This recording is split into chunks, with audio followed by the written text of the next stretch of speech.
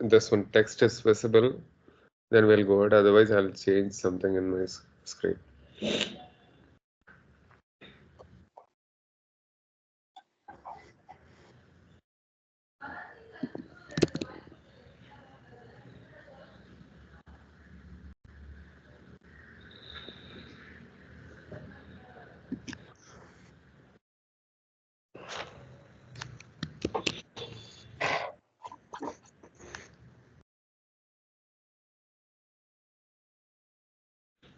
Okay, recording started. Okay.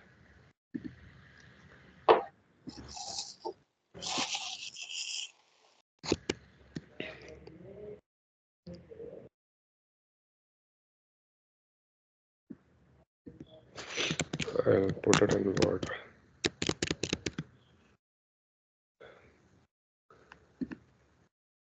Okay, based on whatever things I explained yesterday, right? Any doubts you have with respect to Kubernetes, understanding the Kubernetes architecture, or understanding Kubernetes objects? Sir, what do you mean by pods, sir? That one only I don't know. Okay, so we are starting there only today. The smallest unit in Kubernetes that runs your application. What does it mean? It's a single container, or it can be a multiple containers inside a pod. Pod is a smallest definition of your container, especially the smallest object in Kubernetes. So what exactly the reason behind using Kubernetes? One of the goal for Kubernetes, or one of the main reason why Kubernetes is used, orchestration or management of containers. Tell me you have the clarity on this. That is first thing. Yes, sir, understood that. Yeah, basically running containers is not stable, not reliable. Simply running containers. You have to have some management. For that, we use Kubernetes. When we say Kubernetes, we cannot deploy Docker containers by somebody else and you cannot go and manage. It is like this, right? Say, for example, the workers are from different vendor, and then you are going to manage the vendor, whoever is working. Say, for example, it is a cooking system, or maybe it's a construction work. If the workers are from a different vendor and then you're going to manage from a different vendor, is it going to work?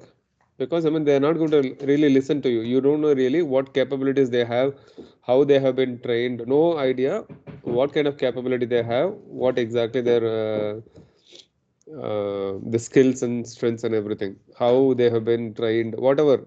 So no, you have no idea what the person is. So you have to do, you have to learn about that guy, then only you can manage them.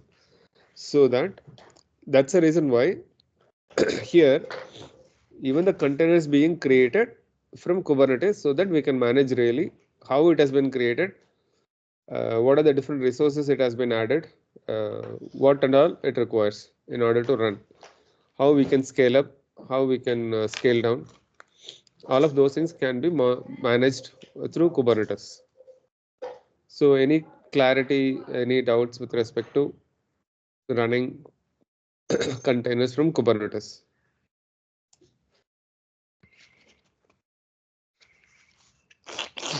Is it clear, Akshay? Darshan? Yes, clear. Okay. So with respect to pod, it is simplest definition of Kubernetes object, which is a running container. How do you when I say container means it is a running container. So in Kubernetes world, it will be always a running container. You will not have images built. It will be always images built, which is available for you, that you pull it and run it. Okay, what do you mean by service general? I mean, from your ideology, can you tell me what is service?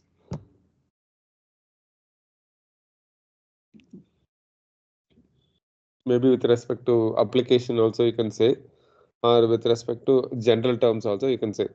I just want your understanding what is service. Okay, in generic, we can define service as some favor you are doing to the users to make their tasks better, quicker, something like this. Correct. Service is something which you offer to somebody, right? Mhm. And at the same time, it is accessible. Correct. The first point is accessible. You say, I'm able to serve you from this time to this time. I can serve you biryani like that. You say, this is my service, but you are not available. Your door is closed, right? That means your service is not accessible. So it is not only about saying that you can uh, consume this one, and you should also make it available for the people to whom you are promising. So it could be internally, or it could be externally, or it could be for everyone. So that kind of uh, work you should do when you say that it is a service. So now you read about it. Exposes your pods to the network so that they can communicate with other services or users. So it enables or balances traffic between pods, enables access. So is this clear right now? Basically, it enables you to talk between different containers. When the containers are running, there is no way they can communicate to each other. So you have to enable you have to expose some of the information so that the other person can, the pod can talk to the other pod. Okay. So basically, you think about some people you collected and then they are working on some particular work, doing some particular activity, right? Unless you enable them to talk to each other, there is no communication between them, right? If you say them, I mean, nobody can talk to each other, means, I mean, there is no proper integration, there is no collaboration, and you will probably end up having some discrepancy in the work that you expected. So that's what you need to do when the containers are running. Nobody knows exactly what containers is. See, within containers, they have no idea what is running there, what is running here, what is which port is actually open, which port is not open, on which IP address, the private IP address it is running. So all of that you can make sure only by uh, making them as a service. What is replica set? I'm going to replica set before the deployment. What is replica set? Any definition from your side? Copy of the original. Yeah. Yeah, you are just copying and running the same container multiple times. That is what is replica set. Why is it required? High availability. High availability. Very simple, right? So you will slowly understand why some terms are required. Okay. So next I'm moving on to deployment. What is deployment? As a general term, say like yesterday, what is deployment? Installation, right? Installation. What do you mean by installation here? So where do you create the pod? Where do you run the pod? How do you run the pod? That one is deployment here.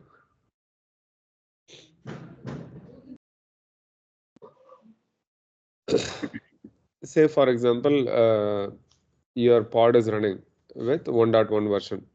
Say I'll just write something here. Um, say 1.0 is running, and you have an update. You have an update. Updated version is 1.0.1. That one you are trying to deploy. I mean, that one you are trying to update in the system. Okay.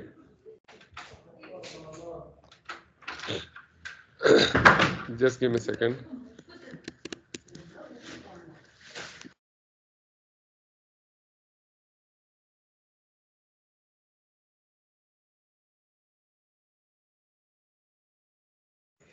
Okay.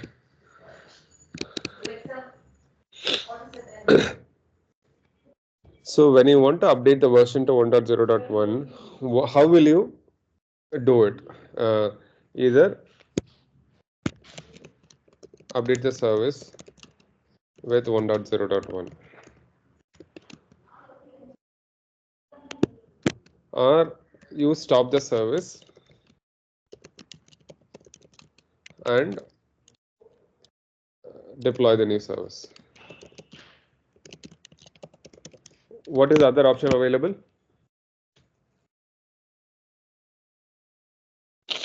Use the same. No, see, okay, use the same. Um, Rollback. Yeah, rollback is actually the strategy for if there is a problem in the deployment. Rollback strategy. See, you're definitely trying to catch up something. It's very relevant to this, but with respect to deployment, so see, think about it. You can either remove the particular service and then add a new service. For example, if there is an application that you want to update, right? You can do a simply click on update and then get the app updated. Otherwise, you can remove the app and you can install a fresh app. So that will automatically install the new application, new version, right? So remove and deploy.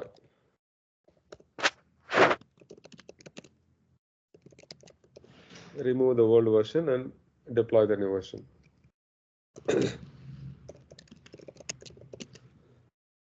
So what exactly you want to make sure to the customer when you do deployment?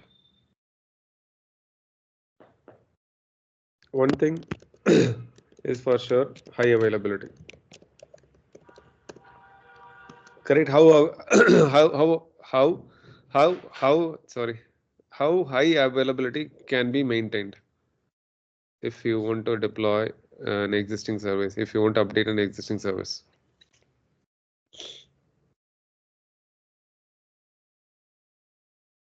That service must be available with the. Yeah, definitely you can have a replica set. You can update one service, the other service will be serving to the customer. That is one way, right? Because that's one of the reason why we have a high availability, that is replica set.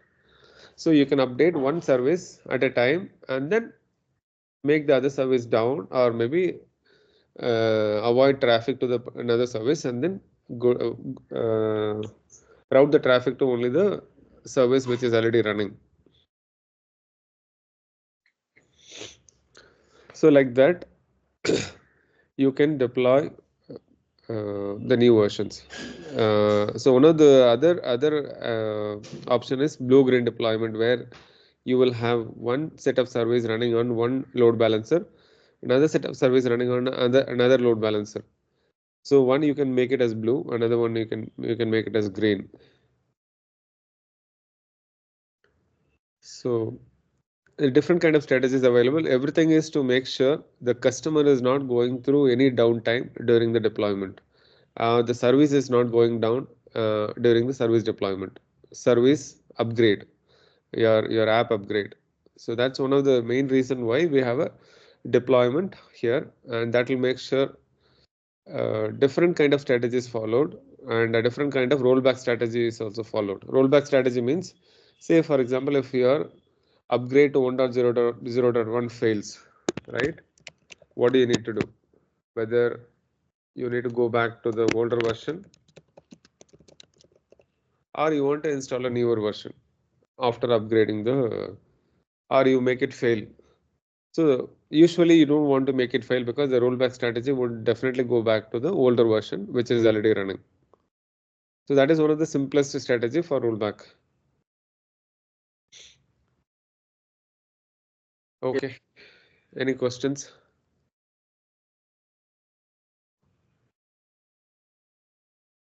Yes. Okay, understood, sir.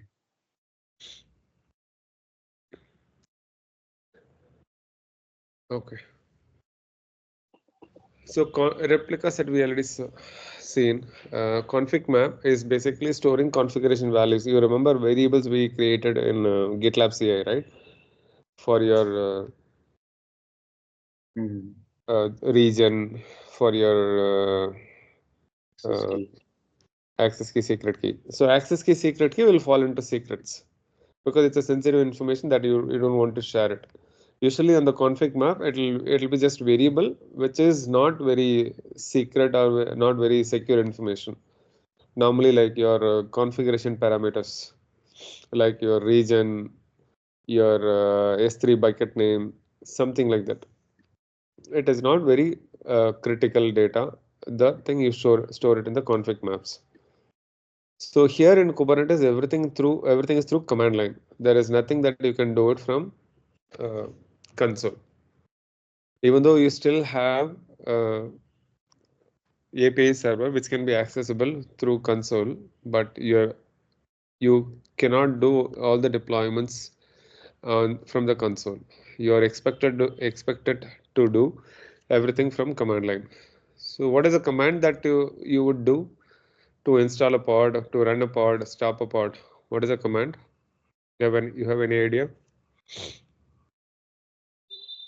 Yum install pod. No. Okay, good try. How do you? Is there any other command that you have heard about Kubernetes? I already said it's a command line tool. Okay, so just try to connect something if you have not heard also.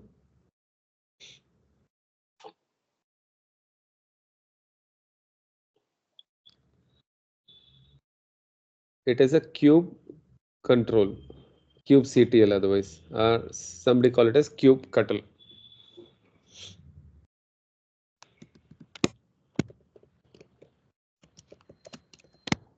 It is pronounced as kube control or kubectl or kubectl. So this pronunciation, it depends on each person. Many people use kubectl. That is a common pronunciation across people, across different organizations or across world. Kubectl, very rarely people use, but that is also one of the common use. Kube control is not something used, but you can also call it as kube control. Kubectl is something which everybody understands. So kubectl is a command that you use for running your pods, managing your pods, for everything. Okay, is that clear?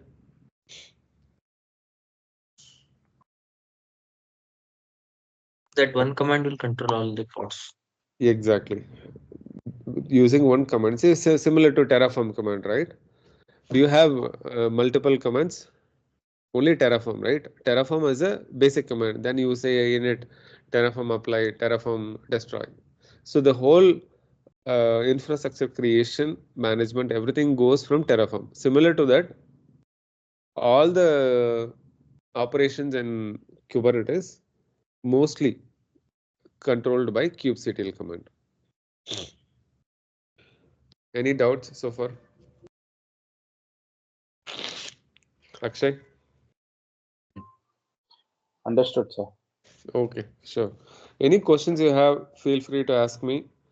And you definitely need to spend some time for Kubernetes because I mean it is one of the most used DevOps tool and most important DevOps tool in terms of uh, uh, the the current industry this one expectation.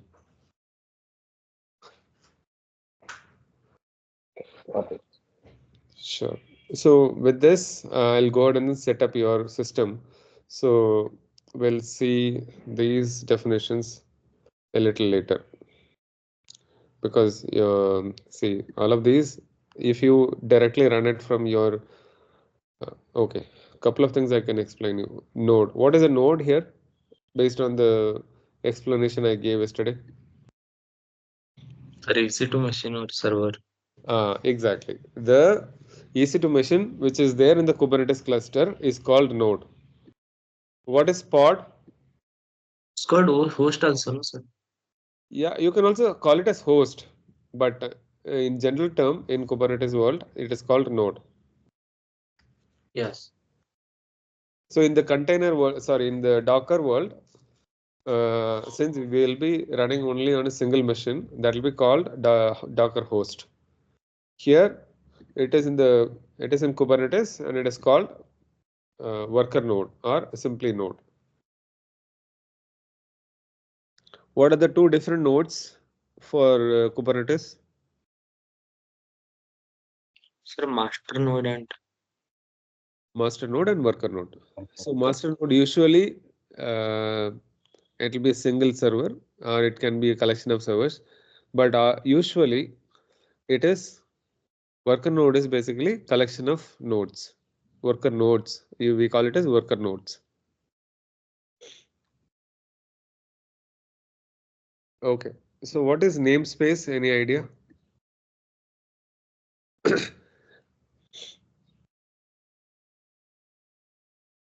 it is like a tag. It is like a tag, you can call it as. Yeah, it is like a tag, or it is like a folder in your file system. Say, for example, you want to have all the personal stuff in a personal folder, official thing in the official folder.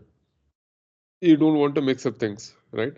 It is like that. Namespace is all about creating uh, dedicated space for your deployments.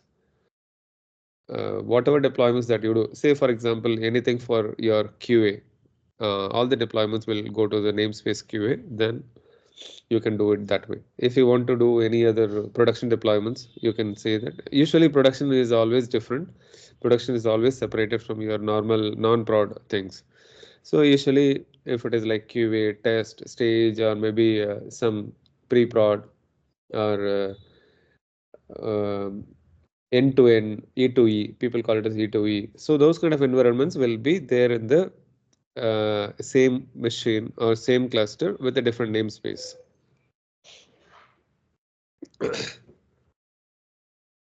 Okay.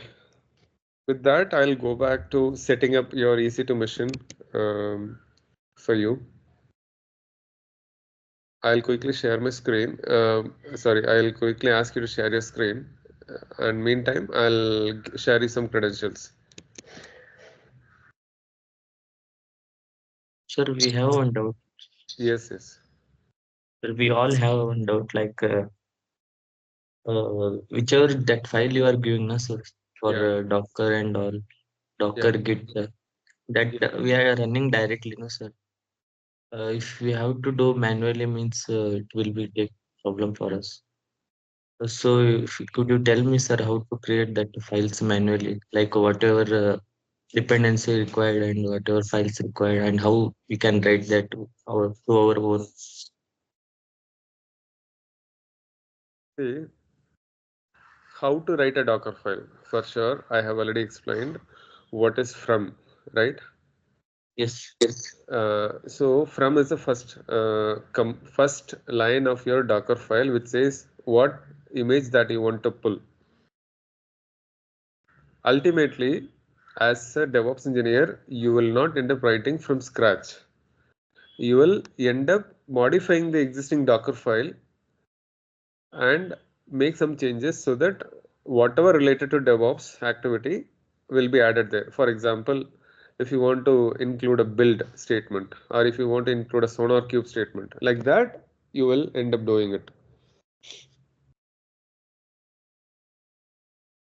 See, I'm not saying you will never have to write a Docker file, but Docker file creation is very simple. If you simply look at the Docker file, right, it is not pretty complex. It is very simple to write it. You have any document that I shared with you, or can you log into the machine? sir, not only for Docker file, Uh, but in that pipeline also, sir. See, pipeline also I showed you how to, what are the different stages available, what are the different sections available in the pipeline. See, I can give you exercise for you so that you can create a GitLab pipeline file, Docker file and everything. So you have to practice at least from your side at least once or twice. See, you take out one particular example. For example, I'll tell you. I'll log into this one. I'll show you. I'll share my screen one second.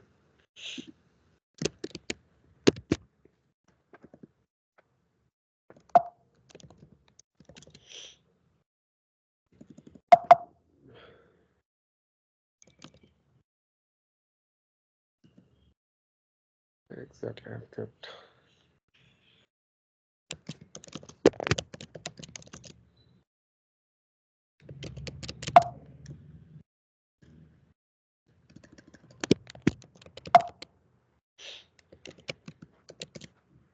Okay, say I have a file in Python.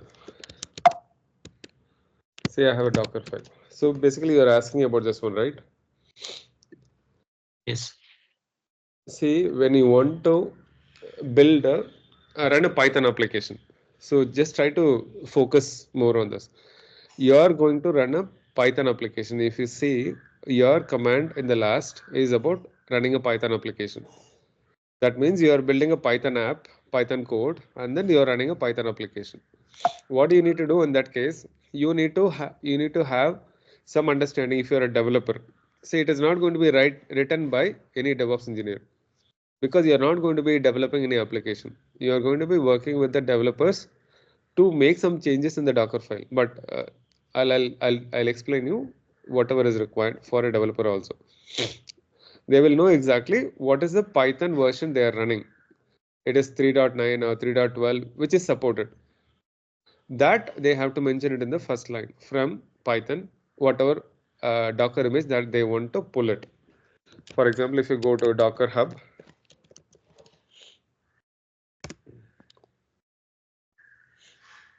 if you go for Docker,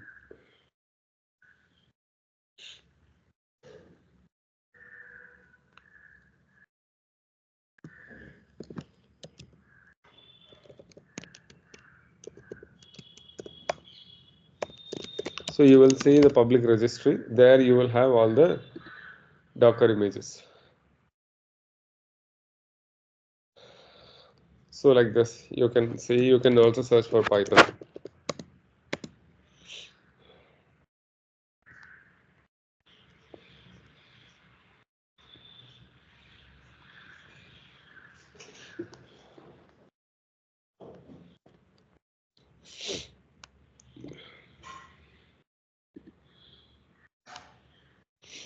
So if you go for Nginx or Python, you will see if you go to Python, you will see different images available. So you can see on the left hand side what are the different latest versions available. You see this, right? So based on that and based on your requirement, how you are developing your application, whether it is going to support some set of libraries from 3.9, 3.12. So based on that, you will choose what version you want to, what tag you want to pull it.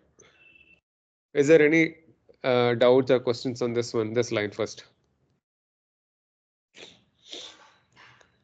It is for Python and version 3.9.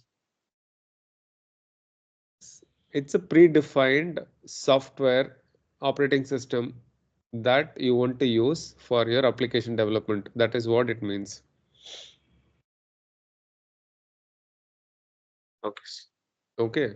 Anybody has questions on this one? It says only. See, how do you normally build run a particular software? What and all is required? Say if you write a Python program, say you have written a Python program. How you will run Python program first of all? Is it possible you can run it on your mobile phone? No, should have a separate coding Yeah, platform. yeah. You should have a system, a machine which has Python software installed. Correct? Any doubts on this one? This is most fundamental thing. So you have to have some machine which has Python installed. Otherwise, you cannot run your Python code. It is as simple as that. If you are developing a Java code, you should have a Java virtual machine, that is JVM. So only in that platform you can run your code and then get the output. So for every program you require a particular software, but the software should be on which one? On a machine, right? On a compute. Without that you cannot really do anything. So say for example any of the application that you want to run, without your Play Store? Is it possible? Or without your mobile phone, is it possible?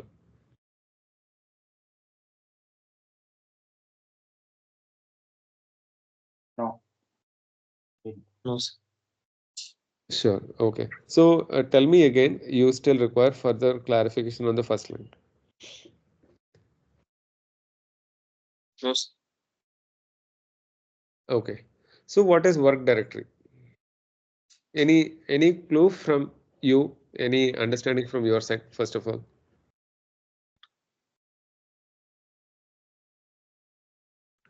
So it is working directory where the software is installed. So what do you normally do? You go to CD export DevOps folder, because from there you are working. That's how I guided you, right? Yes. That means there is a working directory through which you will always do some kind of activities. Similarly, there are some uh, source directory or binaries directory in the system. Depends on that. Depends on how you write your application. You choose from which directory you want to run the application, or you want to copy all the code. So you set the work directory. That is nothing but it is something similar to CD, change directory, and then you say copy. It is not, I mean, it is not basically CD, but your location will be set to work directory on the on your container. See, whatever you do here is from your local machine, is you from your Docker host, whereas this one will be on your Docker container, your container service. And next you are saying copy a particular set of files from the current directory to your user SRC app folder. So 2 lines. Please tell me if you have any doubts.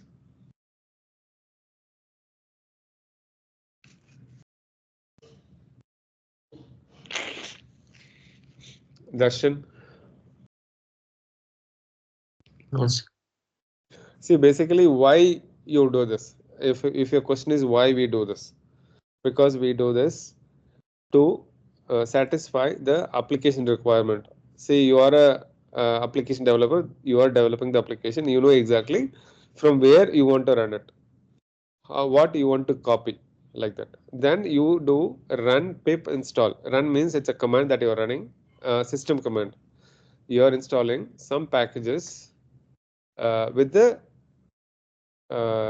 file called rec.txt. That is nothing but a simple text file which contains a list of packages.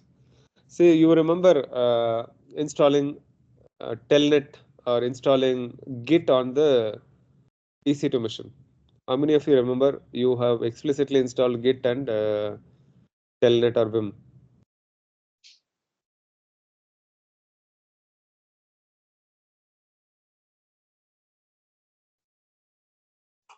Akshay? Yes, Do you sir, I remember? installed. I You installed? remember. Yeah, you installed using yum command, right? Yum install git, yum install telnet, or yum install whichever package that you want to install it. Because nowadays, all the operating systems or all the Docker containers run with a minimal set of packages, so that whatever is required, you install it and you create it. It will have a very minimal set of packages or softwares or the packages installed or running to satisfy your basic operating system requirement. Rest everything you need to manually install. That's why we are installing this set of packages which is there in direct.txt. That I'll show you immediately. If you see, there are only Flask application 2.1.1, and there is another dependency that is Vexzug. It is also another package that is required for you to run the actual Python application. So those things that you are saying, what exactly is expose? You are making container is isolated. Any question, any doubts on this one? Is container accessible to everyone? Yes, sir. No, it is not accessible unless you expose that particular container to outside world. It is not it is not at all known to anyone. It is not at all visible to anyone. It is just running inside your EC2 machine or inside your physical machine. Unless you expose the particular service to a particular port, it will not be accessible or it will not be visible to anyone. So this one is very, very important, that you need to expose your service to a particular port. Expose means it is opening that port. Yes, it is not opening the port, it is making you to access the port. Opening the port as well as allowing access to the port. Both. Outsiders also access and we can go outside also. Both. Say for example, you are running from your host machine. From there, you can access this particular port. Okay. From outsiders, it should be exposed to another port. That is what we do with the Docker run. You should have another port which is with the colon. So you remember we have done it like this. Dash IT dash P 8080 colon 80. So when we say this, 80 is for Docker container, 8080 for Docker host.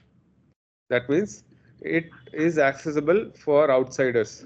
You remember we have 80, 81, 80, 82, 80, 83, up to 80, 85.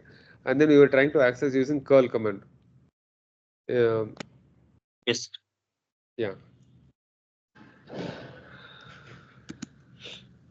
And it is basically a variable value that you are setting, environment name world. So it is not very much required, but sometimes it depends on the application you build. What are the different environment variables that you want to set it while you are running the application. So next, what exactly finally you will do when you want to execute the particular code? What do you normally do?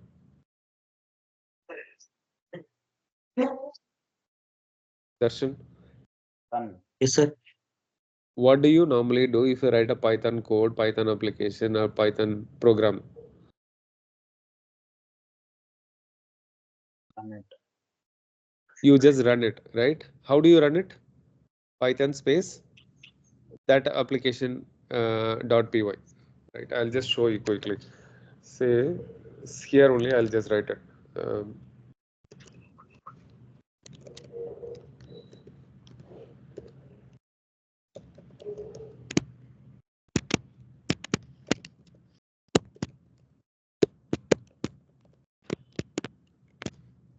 So this is a Python code I have written.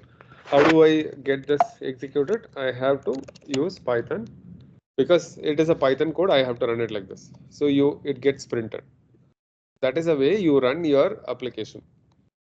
So that's what exactly we did in the DockerFile. The last one is the command you are running Python. So it should be with the comma separated values. What is it called in Python world? With the square bracket, it is a list. List should be, every item should be with the comma separated, right? Every item should be with this double quotes. If it is not a variable, that is already declared. So it is basically a string that you are passing inside.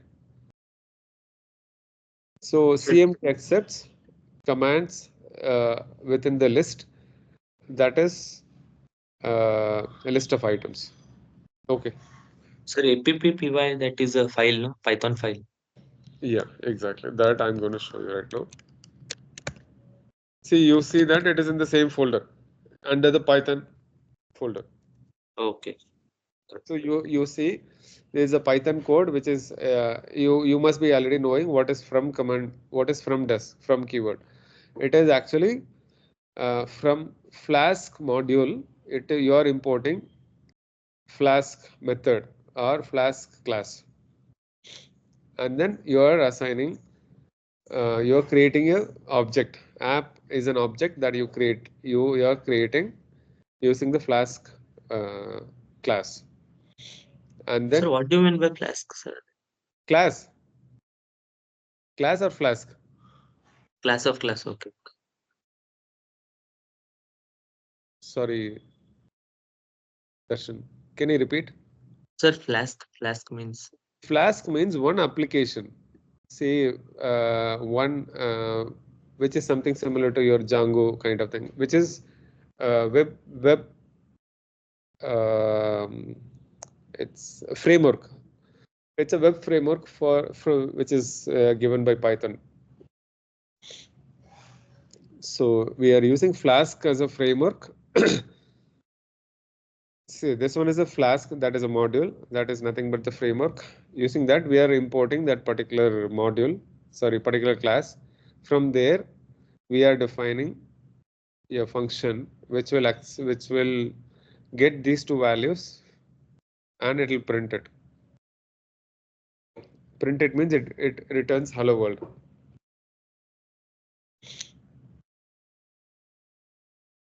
The last line is to just expose your application to outside world that is accessible to everyone. You say port 80 right here. So that is why we have expose 80. If you say port 82 here, we have to say port 82 expose. Expose port 82. You are running the application on port 80 from your application code.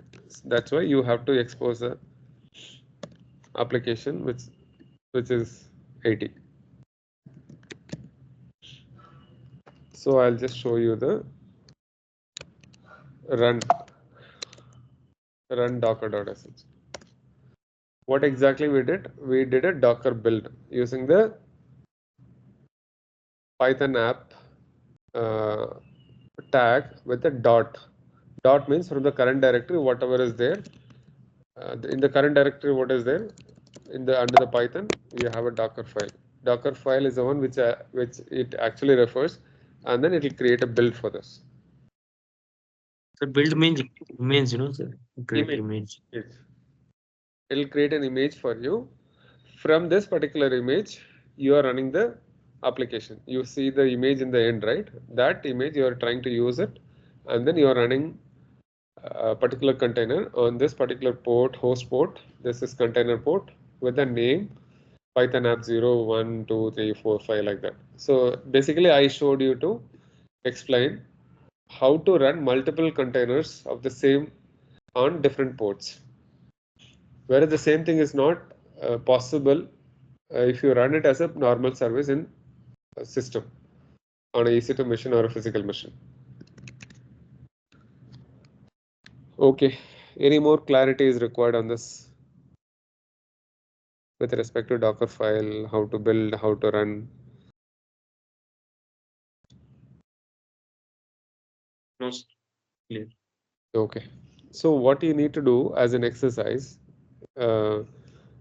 if you don't want to modify anything, you can directly pull container image and then run it. For example, I'll show you the other one. Say Ubuntu. So here also I'm trying to add a new package and expose port 22 so that I can enable SSH for this particular Ubuntu system. See, if you look at this, I'm using Ubuntu as an image 16.0.4. That is the version of Ubuntu. Currently it is 24 or something. And then I'm doing apt get update and then apt get install open SSH server. That is to run your SSHD. And then I'm creating this particular folder and exposing 8 port 22 and then running this service user bin SSHD. This will actually run the SSHD server so that this particular container will expose port number 22. Ubuntu operating system and it will be running SS service. Similarly, I have one more container image. Nginx. Nginx, yeah. So here I'm not using DockerFile. You see that, right? What is the difference between the Python and this one? Can you tell me? From where this Nginx is coming? See, I'm saying Docker pull. Pull. So it is nothing but I am writing a Docker file from I'll copy this to Nginx.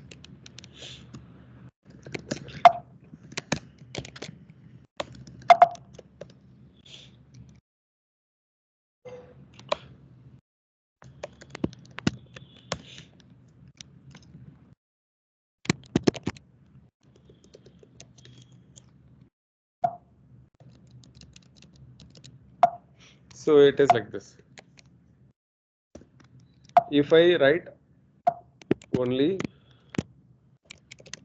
this one, do you think is it required? If I want to write only from Nginx latest. No, right? I don't need to write a Docker file. If I don't want to write anything specific to the application that I'm going to run, if I'm going to use the existing image as it is, I don't need to write this file. What does the first line means? Akshay, what does this first line means? From command.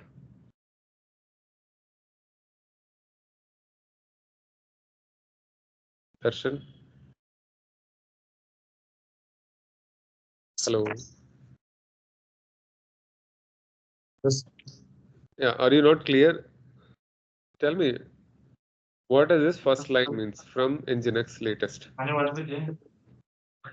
Sir, latest version it will take. It will take, but what exactly it means? It means Docker pull. Yes, sir. See, I'll just write it down so that you are clear. It means do a Docker pull Nginx latest. Okay, that's what exactly we are doing directly in this one. See, we are directly saying Docker pull Nginx. If you don't give a tag here, it will automatically pull the latest. And then it will do a Docker run of this. You see that Nginx in the end, right? That is nothing but your local Docker image. Using that, you are running. You are running using -d. That is nothing but it is running it in the background with the port number exposed to 8080, sorry, 80 and then 8090. 8090 will be your host port, 80 will be your container port. So no need to open that host port, no, sir. It automatically it will open. See, 1890 on that one. see, okay. You should understand one more fundamental thing here. See, if you just leave it 80, you will not be able to run another container. It will clash with the port number 80. So that's why you are supposed to expose like this 80, 90, 80. So that means in your host it will be occupied with 80, 90, whereas in your container it will be 80. If you just leave this portion, the first portion empty, right? The second container, second time that you want to run, it will automatically uh, conflict with the running port. It is somewhat equivalent to running a service in the system. So you're not going to utilize uh, your container world. You are not using the Docker properly. Hope I made Yes, it sir. clear. Yes, sir. Yes, sir. Clear. Okay. Any more questions on this? No, no, sir. Clear. Sure. Okay. With this, I'll close today's call.